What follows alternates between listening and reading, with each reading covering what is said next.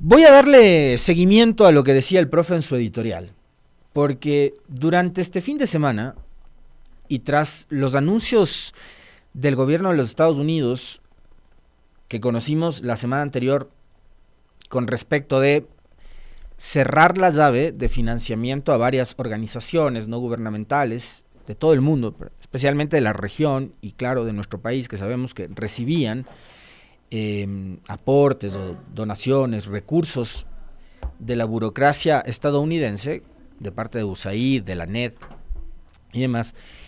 Eh, digamos que se generó cierta inquietud en algunos sectores eh, y no deja claro de ser noticia porque durante este fin de semana ha habido una serie de pronunciamientos de Elon Musk, que es un personaje, como bien decía el profe en su editorial, muy, muy cercano a Donald Trump y que ahora mismo no solo es el hombre más rico del mundo, sino que es probablemente con Trump uno de los hombres más poderosos del mundo, ¿no? Porque él está a cargo de el área de eficiencia del Estado en el gobierno de los Estados Unidos. Entonces está tratando de recortar eh, presupuestos en varios sectores y uno de esos sectores ha sido el de la cooperación internacional. Y ahí eh, creo que sí hay que a ratos ser un poco más mesurado a la hora del comentario y decir que seguramente, y claro, por este efecto del cierre de los recursos,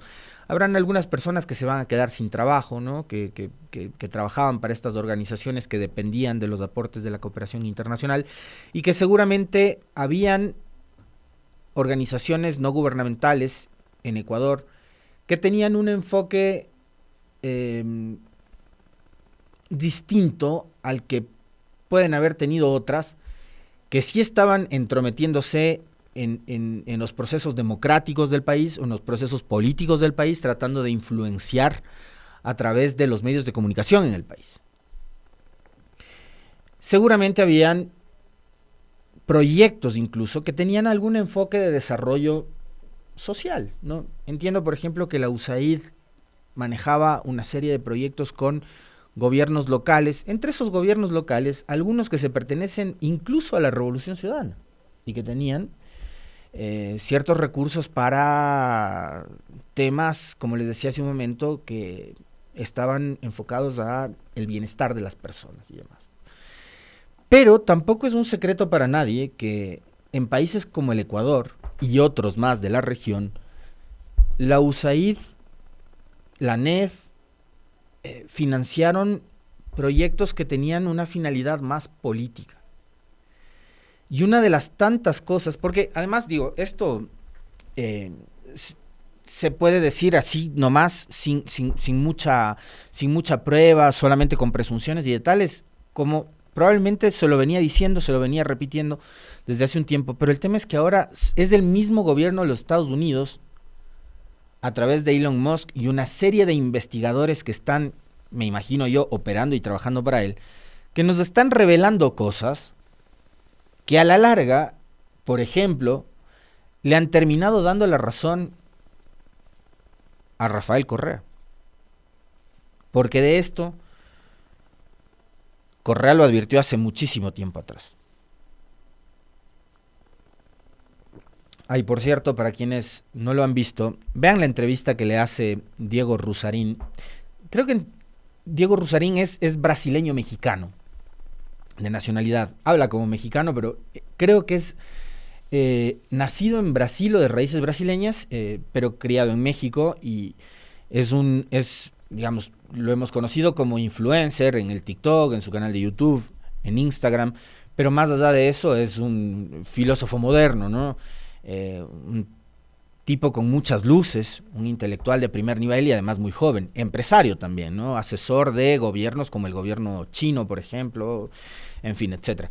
Pero es una entrevista que no tiene desperdicio, dura más de una hora, es bastante larga, pero creo que vale la pena muchísimo verla.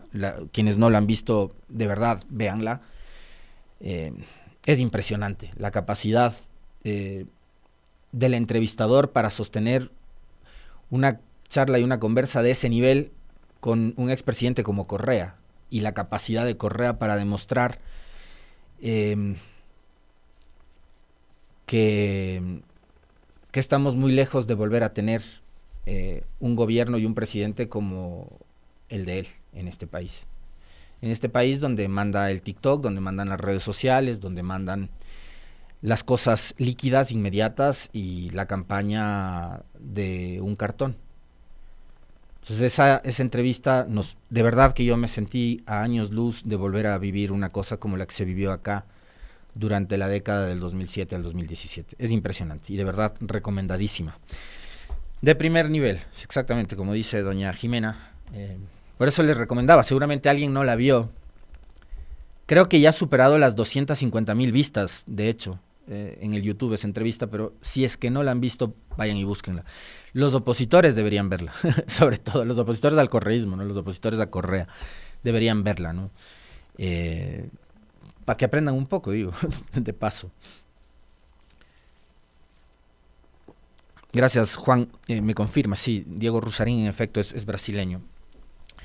Yo no tenía muy claro ese dato, pero entiendo que sí. Vuelvo al tema de... Qué chistoso, ¿no? Por acá dicen, ¿cuándo le entrevistan a Pedro Granja? Antes de que sea candidato. Yo no me he referido a esto porque no me parecía que había que darle un segundo de tiempo, de atención a ese tema, pero a Pedro Granja antes de ser candidato acá se le entrevistó todas las veces que él quiso. Cuando él pedía o cuando nosotros se lo pedíamos. Después ha decidido lanzar ataques a la estación, problema de él. Ahora pueden verle en Vistazo, en Ecuavista, en todos los medios que antes no le invitaban, ahora le pueden ver. Entonces, si quieren verle a Pedro Granja, pueden irle a ver a Dano. Por cierto. Y de ahí cierro el tema, yo no vuelvo a hablar de eso. Sigo con el tema de la NET y de la USAID, porque este fin de semana muchos se habrán sorprendido. Yo, de hecho, cuando vi ayer los pronunciamientos de Musk a través de su cuenta de X o de Twitter,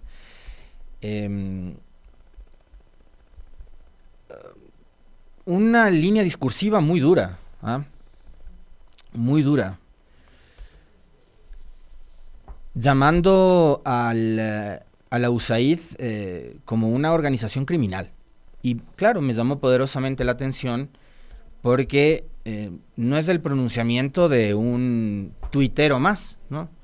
Como les decía ahora mismo, este hombre no solamente es el hombre más rico del mundo, sino además ahora uno de los hombres más poderosos del mundo. Y quién sabe si lo que estamos viviendo en este momento y todos los cambios y todas las transformaciones que está llevando adelante Donald Trump sean parte de una corriente que haga que los demócratas en un buen tiempo no vuelvan nunca más al poder y que sea este señor Elon Musk probablemente presidente de los Estados Unidos en un futuro no muy lejano o en la próxima elección después de 4 años, ¿no? O sea, a Musk no hay que perderle de vista y al entorno que tienen ahora estos señores, ¿no? Estará pensando Donald Trump en promocionar probablemente a su hijo Barron, ¿no? Pero todavía más adelante, ¿no? Que está muy joven aún, pero seguramente estará viendo en Elon Musk en una figura que podría, por la forma en la que maneja el discurso, por lo radical que es, por cuánto se parece además a él, a Trump, estará pensando él en que es un buen cuadro como para proponerlo en una eventual carrera presidencial. Así que no lo pierdan de vista este señor Elon Musk políticamente, ¿no? Ha tachado a la agencia USAID de criminal y Trump llama lunáticos a sus dirigentes. Así recogieron varias agencias de prensa internacional lo sucedido durante este fin de semana y las declaraciones de este personaje tan pintoresco pero tan peligroso al mismo tiempo, ¿no? Porque uno puede estar de acuerdo, digamos, en cómo están tratando de transparentar los recursos de la burocracia estadounidense utilizada en países como el nuestro. Yo estoy totalmente de acuerdo en que se transparente en qué se usó la plata de esta famosa cooperación en países como Ecuador, ok, pero de ahí a esos tintes medio fascistoides que tiene Elon Musk, digamos, sí hay una distancia. Entonces hay ciertas cosas que uno ve bien y hay otras que pueden generar cierta preocupación, ¿no? Por esta onda que está viviendo el mundo entero de resurgimiento de extremas derechas. De hecho, este fin de semana en Alemania hubo una manifestación multitudinaria de ciudadanos que salieron a rechazar el respaldo que empresas privadas y algunos otros gobiernos extranjeros están haciendo, ¿no? Están dando aportes económicos, apoyos morales, mediáticos a organizaciones de extrema derecha y a organizaciones neofascistas y neonazis. Y en Alemania hubo una gran movilización social para tratar de decirle al mundo entero que hay que irle un poco parando la mano a este avance de las derechas. Pero ahí habría que preguntarse también cuánta culpa tiene todo este lobby que hicieron organizaciones también que recibieron financiamiento del gobierno de los Estados Unidos para que todo esto suceda. El magnate Elon Musk calificó el domingo a la Agencia de Estados Unidos para el Desarrollo Internacional USAID como una organización criminal, mientras que el presidente Donald Trump dijo poco después que está dirigida por lunáticos radicales y que está reconsiderando su futuro. La dependencia encargada de la ayuda humanitaria estadounidense ha sido dirigida por un puñado de lunáticos radicales y vamos a sacarlos y entonces tomaremos una decisión sobre su futuro, fue lo que dijo Donald Trump en sus declaraciones. Como parte de una de sus primeras decisiones tras regresar a la Casa Blanca el 20 de enero, Trump congeló las ayudas de Washington a otros países por 3 meses mientras se comprueba si ese gasto responde a los intereses del país. Por su parte, Elon Musk aseguró en su red social X que USAID es una organización criminal al responder a un video en el que se acusa a esa dependencia de presuntamente estar involucrada en trabajos sucios de la CIA y en la censura de Internet. Y esto es importantísimo porque, según las revelaciones que han hecho varios investigadores durante este fin de semana, este asunto de la censura tiene que ver no únicamente con el financiamiento a proyectos periodísticos, sino también el financiamiento a fiscales que eran controlados por organizaciones internacionales, por este señor Soros, y que estos fiscales tuvieron una participación muy activa en los procesos políticos de ciertos países. Y fíjense ustedes que justamente hoy la pregunta que les planteamos es ese, ¿no? Preguntarles a ustedes, consultarles si es que creen que la Fiscalía en Ecuador ha influenciado, ha influido en los procesos democráticos. Y la verdad es que sí. Entonces, ojalá se sepa con claridad, con absoluta transparencia además. Por ejemplo, las organizaciones políticas de oposición en Venezuela. ¿Cuánta plata han recibido de USAID y de la burocracia gringa durante estos años? ¿Y a qué destinaron esa plata? Acá en Ecuador hay un montón, y se acuerdan que en varias ocasiones también, hace rato que no hemos hablado de esto, pero que vale la pena preguntarse, esa proliferación, y preguntarse también, claro, ¿qué tan rentable es, no? Si es que no tienes este tipo de apoyos o de aportes, pero la proliferación de los famosos portales digitales de noticias, periodismo de investigación, Código Vidrio, este otro Jekyll City es, ¿no? Villavicencio nomás creo que manejaba 2 o 3 portales digitales de información. Entonces empezaron a proliferar estos portales digitales, páginas web, con redes sociales, La Historia, entre otros. Y uno se preguntaba cómo, ¿en serio es tan rentable? Y después, fíjense ustedes, una vez que se conoce además de dónde llegaba ese financiamiento, hacia dónde y hacia qué estaban orientadas las publicaciones de estos dichosos portales digitales. Estaban orientadas a montar y a sostener un relato. El relato que hemos vivido durante estos 8 años en el país, quizás un poco antes también, porque esto no ocurre o no empieza a ocurrir desde el 2017, sino desde antes. Y eran portales digitales que estaban dedicados a desprestigiar a una corriente política. Eso ustedes dirán, pero está bien, si tiene un medio de comunicación, una identidad política y demás, es perfecto. Y si se sincera con sus audiencias, con sus lectores, todavía mejor, perfecto, ok. Sí, pero el problema es que estaban respondiendo a intereses extranjeros. Y lo que está ahora saliendo a la luz es que se utilizaron recursos de gobiernos como el de los Estados Unidos a través de la denominada cooperación internacional, que insisto, no toda cooperación debe ser o es mala. Seguramente, y a propósito de una serie de mensajes que he recibido desde la semana pasada hasta hoy, hubo proyectos y hay proyectos de organizaciones dedicadas a vigilar por el cumplimiento del respeto de los derechos humanos, con proyectos de desarrollo social para combatir la pobreza, proyectos enfocados al ser humano, que seguramente ahora, por estas cuestiones políticas, van a terminar cayéndose o archivándose, y eso es lamentable. El problema es que ahora mismo lo que se está descubriendo es muy grave.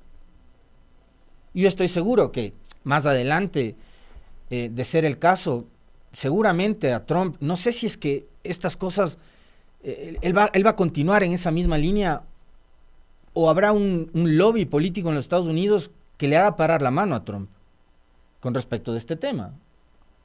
Y le harán pensar que, mira, o sea, finalmente la política de Estados Unidos de intromisión, más allá de lo que pueda hacer la diplomacia, se manejaba con recursos. Y esos recursos, finalmente, no todos van a organizaciones o fundaciones como Fundamedios. No todos son como César Ricaurte. Capaz y eso pasa más adelante. Pero también hay, digamos, proyectos de financiamiento europeo. La cooperación internacional desde la Unión Europea también es diversa. Y puede ser que estas organizaciones encuentren ahí la oportunidad, incluso para cambiar un poco su orientación. Pero lo que ahora está clarísimo es que la burocracia de Estados Unidos utilizó recursos públicos. Ojalá, insisto, este es un tema que tiene que ver con la transparencia más allá de los asuntos ideológicos. Más allá de los asuntos ideológicos, y yo ya se los he dicho, mi opinión sobre los Estados Unidos, es un país maravilloso. Es un país lindísimo. Riquísimo, con una historia espectacular. Con un nivel de patriotismo que ya quisiéramos tener nosotros los ecuatorianos. El problema son los gobiernos. El problema es la forma de gobernar. Y ahora seguramente habrá mucha gente que desde el lado del progresismo, y progresismo de izquierda y de derechas además, que le ve a Trump con terror. A mí por lo menos este tipo de cosas de Donald Trump, de querer transparentar y decirle al mundo la verdad, de cosas como estas, o del asesinato de JFK, por ejemplo, pues que yo estoy ansioso de saber qué es lo que se sabe. ¿Por qué? Porque quiero saber la verdad. Creo que por ahí pasa este asunto y la discusión. Los demócratas, con el discurso pacifista, pero con sus políticas injerencistas en todo el mundo, han provocado que el planeta se convierta en un polvorín. Ahora sí hay una contradicción en lo que hace Trump con respecto de los recursos de las organizaciones como USAID, que cierra la llave para todo el mundo excepto para Israel. Y ahí ya no me como tanto el cuento, porque si va a seguir financiando no una guerra, sino un genocidio como el del pueblo palestino, ahí me parece que sí hay un conflicto muy grave y hay una contradicción muy profunda entre lo que uno quiere creer que está haciendo Trump y lo que verdaderamente está haciendo. Porque o cierras todo o no cierres nada. Pero no puedes sacar a la luz cosas como estas, por ejemplo, o que la USAID habría estado financiando la guerra biológica, incluido lo del COVID, que fue una de las cosas gravísimas que reveló Elon Musk este fin de semana, ¿no? Después de que el propio Trump, durante su primera administración, pretendió culpar a la China de la propagación del COVID. Ahora resulta que la USAID habría estado detrás de esto, según el propio Elon Musk. Ojo, todas estas cosas están publicadas ya en medios internacionales que recogen toda esta información y en las redes sociales y en las cuentas de Elon Musk. No es que me lo estoy inventando yo en este momento. Entonces, sí hay muchas contradicciones, y sobre esas contradicciones me interesaría saber a mí, y por supuesto les interesará saber a todos ustedes, de verdad qué es lo que está buscando o cuál es el objetivo detrás de todo esto del gobierno de Trump, más allá de cortarles el financiamiento a ciertas organizaciones que ellos las estigmatizan o las etiquetan como parte de todo el lobby woke, ¿no? Que son como progresistas, que no sé qué, que no sé cuánto. Que es esta onda en contra de los derechos humanos, los derechos de las minorías, la diversidad sexual, en fin. Ojalá esta cruzada de estos dos personajes vaya más allá de únicamente eso que tienen en agenda, que es luchar contra las ideas woke, ¿no? O woke. Ojalá. Ya veremos más adelante. O sea, yo sí veo con mucho interés y con mucha expectativa la revelación de toda esta información, porque creo que no son cantidades ínfimas, es muchísima plata. Es decir, todo lo que hemos vivido en el Ecuador durante los últimos, y no son 8 años, porque esto empezó desde hace mucho tiempo antes de que Correa deje el poder, ¿no? El financiamiento, el aparecimiento de estos portales digitales, el supuesto periodismo de investigación, dedicados a investigar solo a unos, casarse cuando tiene que ver con otros, y así por el estilo. ¿Cuánta plata destinó los Estados Unidos para intervenir ya no militarmente en países como el nuestro? Este fin de semana, y esto tiene que ver también, por supuesto, con haber cerrado el primer mes del 2025 con más de 700 muertes violentas. De hecho, déjenme ver el dato exacto. 731 crímenes, 731 asesinatos. En Guayas, 357, en Manabí 128, en El Oro 60, en Santa Elena 21, en Sucumbíos 16, y así por el estilo. En Tungurahua 11. Tungurahua que está experimentando también un crecimiento terrible de la violencia. 731 asesinatos se registraron en enero. Así cerramos el primer mes de este año. Estamos estamos en semana de elecciones. El domingo vamos a elegir un nuevo gobierno. Y la pregunta es si vamos a seguir pensando en que hay que darle continuidad a un proceso bastante tenebroso, ¿no? El Nuevo Ecuador, liderado por Novoa, nos deja el primer mes con 731 muertes violentas. Es decir, el Nuevo Ecuador está resultando más macabro, más tenebroso, más violento y más sangriento que el Ecuador del encuentro. Y la pregunta es si es que nosotros los ecuatorianos queremos que eso siga así, o si queremos que esto cambie. Y yo no les digo por quién votar, porque tienen 16 opciones, incluido el señor Novoa, en la papeleta. 16 opciones. Seguramente en las otras 15 debe haber alguna, o algunas, mejores que la del señor Novoa, que nos tiene ahora mismo con 731 muertes en un mes. Y lo ocurrido este fin de semana, ya si no nos hace repensarnos como país, ya si no nos hace reflexionar lo que queremos como país y lo que somos en la actualidad como país, ya créanme que mejor que el último que salga apague la luz y baje la lámpara, porque da la impresión de que este país está absoluta y completamente perdido. ¿Cómo es posible que una bebé de 8 meses sea encontrada gateando en una carretera porque metros atrás su madre había sido asesinada? Una mujer de 30 años, cuyo cuerpo fue hallado en la vía Ancón-Atahualpa, en la provincia de Santa Elena. Hay conmoción en esta provincia, dice la nota que recoge el portal digital Primicias, luego del hallazgo de una bebé de apenas 8 meses de nacida que estaba gateando sola en la vía Ancón-Atahualpa. Los moradores no se explican cómo esta infante estaba en esta calle angosta, que además es desolada y con maleza en ambos sentidos. Pero la noticia fue aún más dolorosa para los lugareños al enterarse horas después que la mamá de la niña había sido asesinada.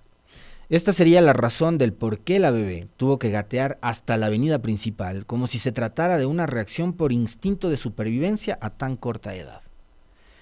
El primer reporte del hallazgo de la bebé se registró cerca de las 16:30, confirmó Juan Carlos Borbor, teniente político de Atahualpa, y después de las 17:30, un comunero de la zona localizó el cuerpo de la mujer. Estaba en un solar ubicado 3 kilómetros alejado de la vía principal y con varios impactos de bala. Luego de ser alertados por la noticia, los familiares de la víctima llegaron hasta el lugar para reconocer el cuerpo de la Oroxisa y retirar a la niña. Según detalles preliminares que los parientes de la mujer les dieron a las autoridades, ella sería de la ciudad de Guayaquil y se encontraba en la provincia de Santa Elena visitando a unos familiares que viven en la parroquia de Anconcito. Ustedes me van a decir, ¿esto es ajuste de cuentas? O como nos decían en el gobierno del Ecuador del encuentro, se están matando entre ellos. A una mujer de 30 años que tenía una bebé en brazos y cuya bebé terminó gateando en una carretera. ¿Esos crímenes tienen que ver con guerra entre bandas? ¿O es parte de el conflicto armado interno de este país y de tales? Y sí saben que sobre este caso, así como muchos otros, como el asesinato del alcalde de Arenillas y muchos otros, este gobierno no dice absolutamente nada. El presidente está más preocupado de su campaña. Los ministros están más preocupados de la campaña que de gobernar el país. Y no se olviden que están en funciones. La señora Palencia, después del show que montó durante el juicio político en la Asamblea, ya ni suena ni truena. Y la señora supuestamente es encargada de manejar la seguridad de este país. Convertida en el alfil más importante del gobierno de Noboa. La pregunta es, ¿en dónde está y qué hace? ¿A qué se dedica la ministra del Interior? Si no debería estar, es para darnos seguridad a todas y todos los ecuatorianos. Y así vamos, semana de elecciones, ¿no?